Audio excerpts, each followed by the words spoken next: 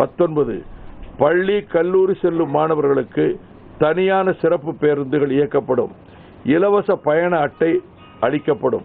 20 கிராமப்புறங்களில் மூத்த குடிமக்கள், மகளிர், குழந்தைகள் நலனுக்காக நடமாடும் மருத்துவ சேவை வாகனங்கள் இயக்கப்படும். 21 கிராமங்களிலும் நகரங்களிலும் தண்ணீர் சுத்திகரிப்பு நிலையங்கள் அமைக்கப்படும். இலவசமாக மினரல் குடிநீர் வழங்கப்படும்.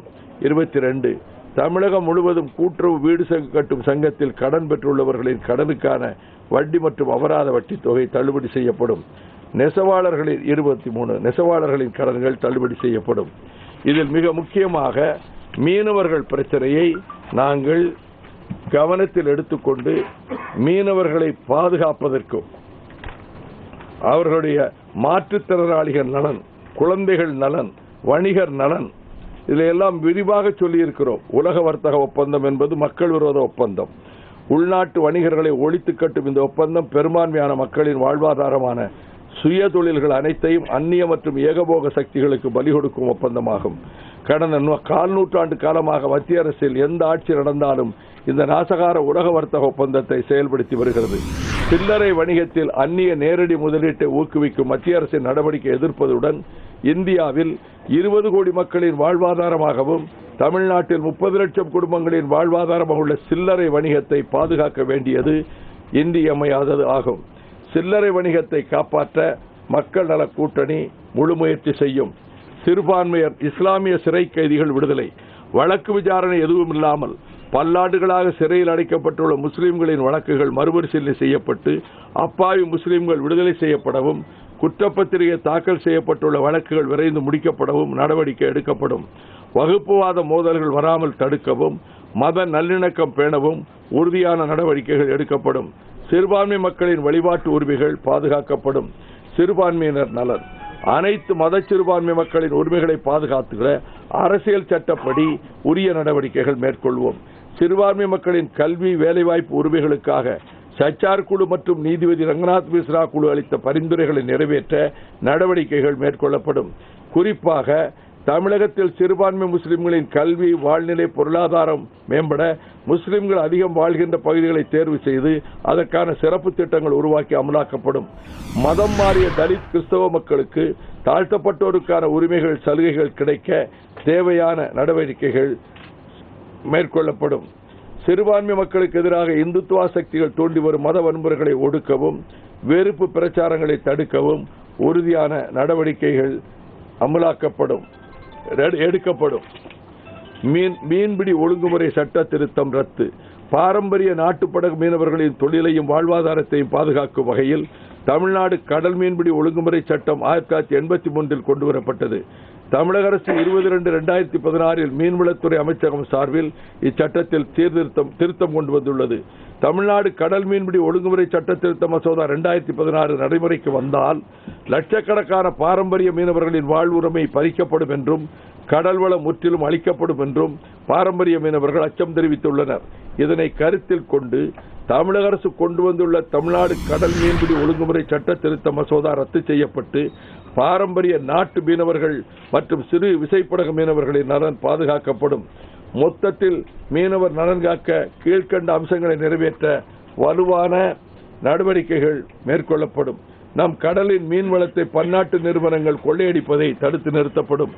மீனவர்கள் அவர்கள் வாழ்விடங்கள் அப்புறப்படுத்தும் கடலோர மேலாண்மை மண்டல அறிவிப்பு ஆணையை ரத்து செய்ய வலியுறுத்துவோம். மீனவர்களுக்கு இடஒதுக்கீடு உள்ளிட்ட சமூக நீதி உரிமைகள் வழங்கப்படும். மீன்பிடி சார்ந்த தொழில்களில் ஈடுபடும் அனைத்து பெண்களை மீனவ தொழிலாளர்களாக அங்கீகாரம் செய்யப்படும். மீனவர்களுக்கான ஓய்வூதிய திட்டம் செயல்படுத்தப்படும். மீன்பிடி தடைக்கால நிவாரணத் தொகை ரூபாய் 10,000 உயர்த்தி வழங்கப்படும். வீடில்லாத கடலோர மீனவ குடும்பங்கள் அனைவருக்கும் இலவசமாக வீடுகள் கட்டித்தரப்படும். உள்நாட்டு மீனவர்களுக்கு நீராதாரங்களின் மீன்பிடி குத்தகை வழங்குவதை கட்டாயமாக்கப்படும். அவர்களுக்கு ஓய்வூதியம் மற்றும் மீன்பிடி தடைக்கால நிவாரணம் வழங்கப்படும். இலங்கை கடற்படையால் தமிழக மீனவர்கள் தொடர் தாக்குதலுக்கு உள்ளாவதையும் படகுகள் உள்ளிட்ட மீன்பிடி கருவிகளை பறித்துச் செல்வதையும் தடுத்து இந்நிகழ்வுகள் தொடராமல் முற்றுப்புள்ளி வைத்தல் போன்றவை நிறைவேற்றப்படும்.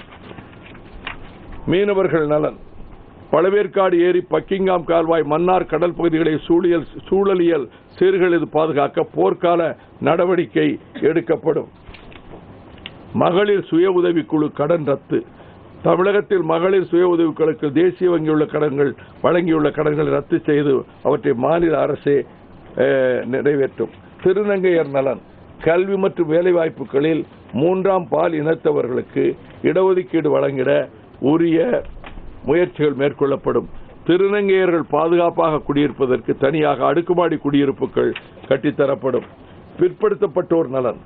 தேசிய பிற்படுத்தப்பட்டோர் ஆணையத்தின் பரிந்துரைப்படி தனியார் துறைகளில் இடஒதுக்கீடு நடைமுறைப்படுத்த வலியுறுத்தப்படும். மண்டல் குழு பரிந்துரைகள் 1990ஆம் ஆண்டு நடைபெறுத்தப்பட்ட போது பிற்படுத்தப்பட்டோர் மக்கள் தொகை 52 விழுக்காடாகும். கடந்த 25 ஆண்டுகளில் பிற்படுத்தோர் பட்டியலில் மேலும் சில சாதிகள் சேர்க்கப்பட்டுள்ளதால் பிற்படுத்தப்பட்டோர் மக்கள் தொகை அடிப்படையில் 27 விழுக்காட்டுக்கும் அதிகமாக இடஒதுக்கீடு அளிக்க வலியுறுத்துவோம். வங்கிகள் மாணவர்களுக்கு கல்விக் கடன் வழங்கும் போது பிற்படுத்தப்பட்டோருக்கு பாரபட்சம் காட்டப்படுகிறது. மேலும் அரசு உதவித்தொகை வழங்குவதிலும் பாகுபாடுகள் உள்ளன. இதனை சீர்திருத்த நடவடிக்கை எடுப்போம். மகளிர் நலன். மாநில மகளிர் ஆணையம் முறையாக இயங்கவும் அதன் பரிந்துரைகளை செயல்படுத்தவும் உரிய நடவடிக்கைகள் மேற்கொள்ளப்படும். இதுகுறித்த அறிக்கை சட்டமன்றத்தில் தாக்கல் செய்யப்படும். மக்கள் தொகையில் சரிபாதியாக உள்ள பெண்கள் சம உரிமை பெற உள்ள தடைகள் அகற்றப்படும். பாலியல் வன்முறைகள் தடுப்பு, மகளிர் உரிமை, பாதுகாப்பு மற்றும் முன்னேற்றம் குறித்து அரசு நிர்வாகம், நீதித்துறை, காவல்துறை உள்ளிட்ட அனைத்து துறைகளிலும் உரிய கவனம் செலுத்தி நடவடிக்கை எடுப்பதோடு பாலியல் நிகர்நிலை கண்ணோட்டம் குறித்து துறை சார்ந்த பயிற்சி அளிக்கப்படும்.